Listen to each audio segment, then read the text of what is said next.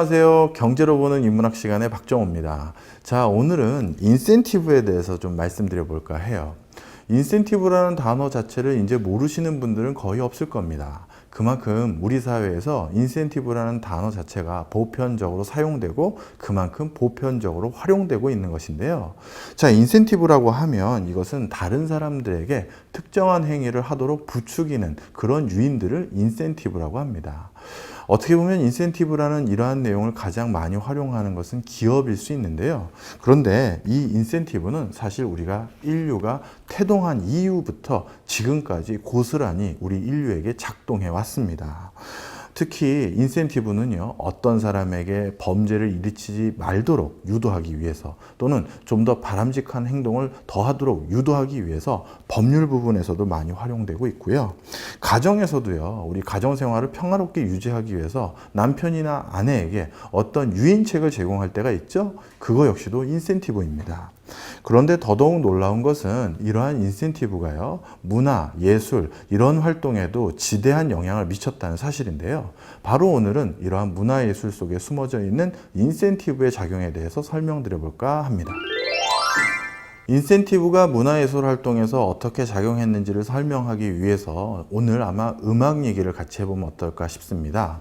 사실 많은 분들이요, 음악하고 우리가 일상생활에서 하는 말, 언어 둘 중에 어느 게 먼저 만들어졌을 것 같습니까? 라고 여쭤보면요, 그래도 말이 만들어진 다음에 음악이 만들어진 게 아닐까 생각하시기 쉬운데요, 전혀 그렇지가 않습니다. 우리 인류가요, 말보다 음악을 먼저 사용하기 시작했는데요. 먼저 우리 인간이 말을 하기 시작한 것은 대략 8만 년 전 정도라고 합니다.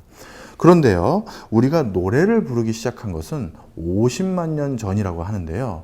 8만 년 전보다 50만 년 전, 우리가 즉 말보다 음악을 활용하기 시작한 것은 훨씬 이전부터인데요. 자, 그러면 당시 말보다 음악이 먼저 필요했던 이유는 무엇일까요? 바로 그 부분에도 경제적인 유인책인 인센티브가 작용했습니다. 사실 우리가 말을 하기 위해서는요, 자음과 모음을 함께 발음해야 됩니다. 그런데 자음과 모음을 함께 발음하기 위해서는 고도의 훈련이 필요한데요. 우리가 특히 자음을 발음하기 위해서는 많은 훈련이 필요한데요. 그 사실을 쉽게 확인할 수 있는 대목은 바로 태어나자마자부터입니다. 우리가 태어났을 때, 갓난아기였을 때 이제 우리의 의사를 표현하는 방식은 울음밖에 없는데요. 그 울음소리를 가만 잘 떠올려 보십시오. 으앙 또는 엉 하고 울지 않습니까? 즉 우리가 태어나자마자 우리가 의사소통을 하기 위해서 울어댔던 모습은 전부 모음으로 구성되어 있어요. 아, 오, 응 이런 식인 거죠. 이러한 모음을 바탕으로 우리가 의사소통을 하는 것은요, 고도의 별도의 훈련이나 노력 없이 즉각적이고 바로 수행할 수 있었던 의사소통의 수단이 바로 모음입니다. 그래서 모음은 이렇게 태어나자마자 바로 발음을 할 수 있지만요, 자음은 좀 다릅니다.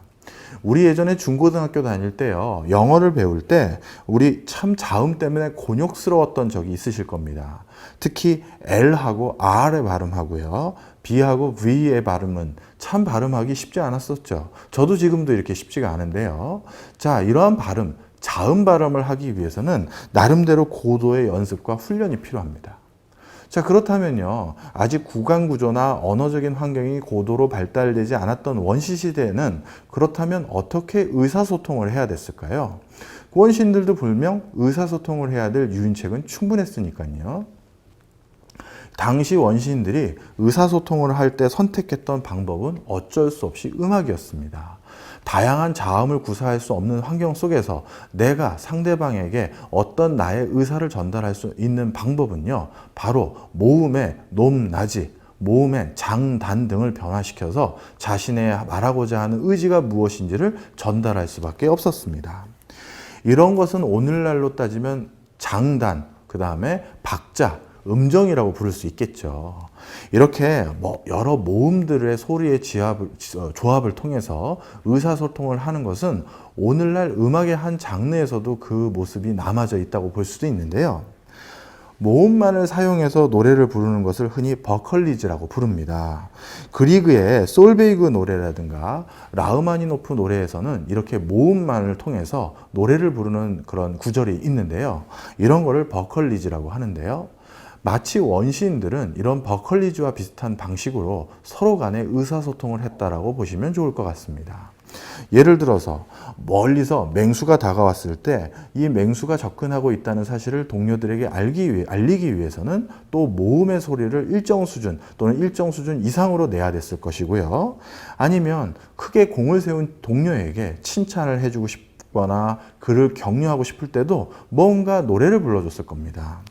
뿐만 아니라 내 주변의 동료에게 감사 인사를 전할 때도 역시 노래가 적격이었겠죠.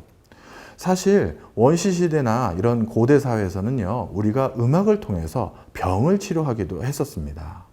원시시대에는 누군가가 병에 걸린 것은 그 사람 몸 안에 악귀라든가 나쁜 기운이 도사리고 있기 때문이라고 생각했는데요.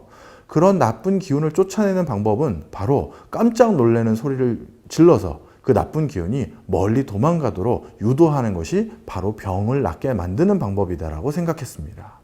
그래서요, 당시 원시인들은 아픈 사람을 놓고 주변에서 여러 가지 음악을 불러주거나 그랬을 텐데요. 그런 모습이 그대로 남아져서 지금까지 전달돼서 내려오는 것이 바로 샤머니즘적인 요소인 무당의 굿하는 모습이 거기서 드러납니다. 우리가 무당의 굿하는 소리를 들어보면 멀리서도 들릴 수 있을 정도로 굉장히 시끄러운 갱음을 내면서 굿을 하죠. 바로 그 괭음 소리는 악령을 쫓아내기 위해서 일부러 큰 소리를 내는 것인데요. 이 역시 원시시대에 병을 고치기 위해서 노래를 부르거나 장단을 맞췄던 모습이 고스란히 전래 내려왔던 것이라고 보시면 좋을 것 같습니다. 이처럼 원시시대에는요, 여러 가지 우리가 생활에 필요한 의사소통을 위해서 이렇게 음악을 활용해 왔고요. 종교적인 부분에서도 이렇게 음악을 활용해 왔던 적은 많습니다. 가장 크게 역사적으로 탄압받아왔던 종교인 기독교를 떠올려 보면요. 중동 지방에서 탄생해서 로마 시대까지 전달되어 올 때까지 기독교인들은 자신들의 억압과 핍박을 피해서 서로 포교를 하고 자신들의 종교적인 열망을 투영했어야 했는데요. 그때 기독교인들은 지하 공동묘지에서 종교 의식을 치르면서 종교와 관련된 다양한 노래를 만들어 부르면서 서로를 위로하고 독려하면서 자신들의 종교적 열망을 계속 꽃피워왔다라고 보실 수 있습니다. 이 역시 음악이 어떠한 인센티브로 작용해 와서 계속 발전해 왔는지를 엿볼 수 있는 중요한 대목 중에 하나입니다.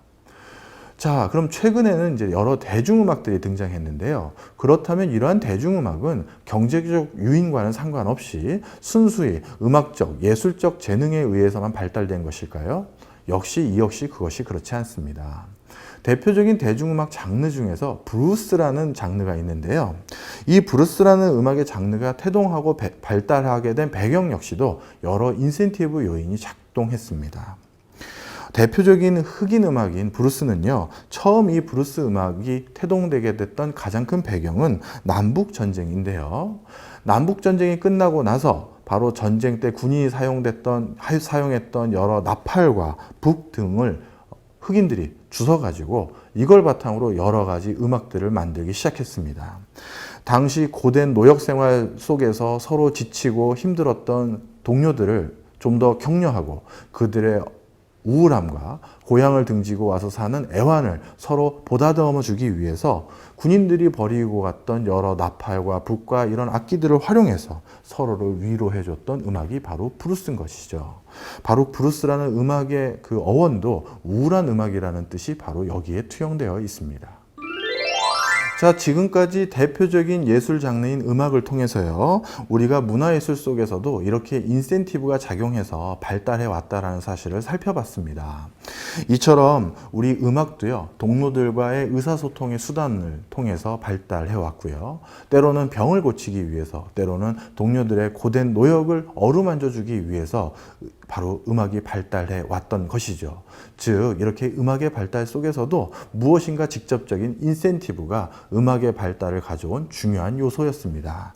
자, 여러분 지금 이 강의를 듣고 나서 혹시 떠오르는 음악, 다시 한번 듣고 싶은 음악이 있으신가요?